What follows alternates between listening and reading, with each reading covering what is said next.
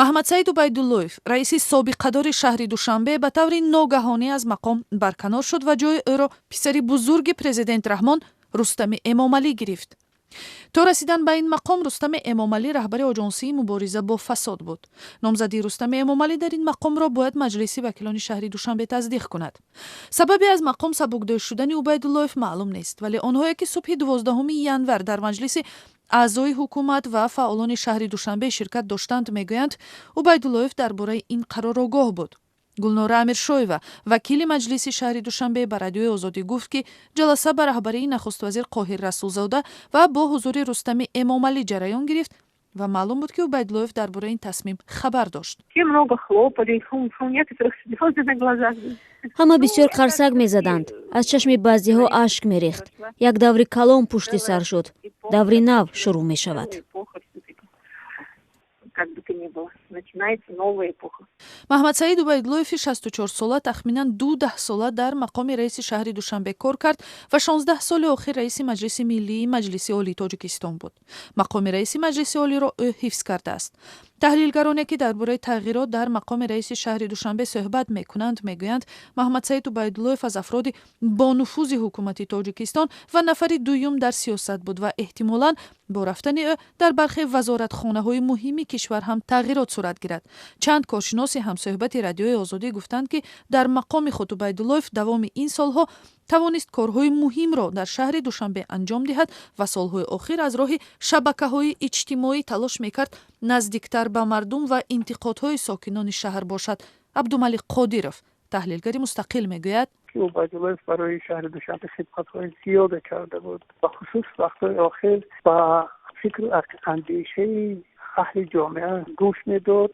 нигарониҳое ки шаҳрвандон мекарданд оно баъзан шахсан ҷавоб медод, вале дар аксар ҳолатҳо таҳти назорати худ мегирифт.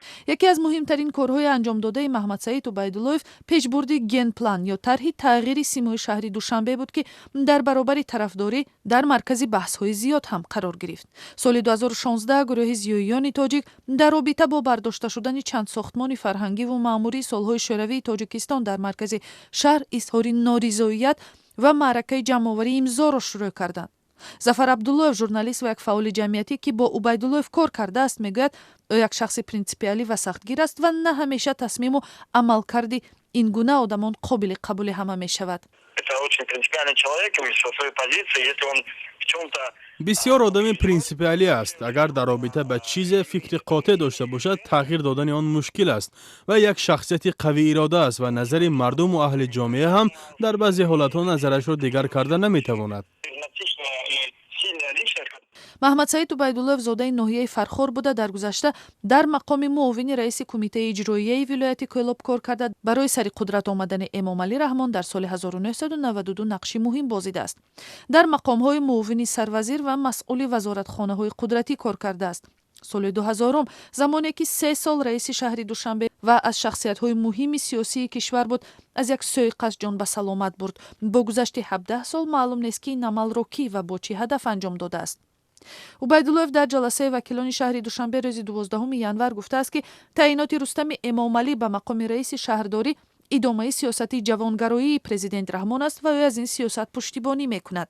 рустами эмомалии 29 сола писари бузурги раиси ҷумҳурии тоҷикистон мебошад ва аз ин қабл дар чандин вазифаҳои калидии дигар кор кардааст.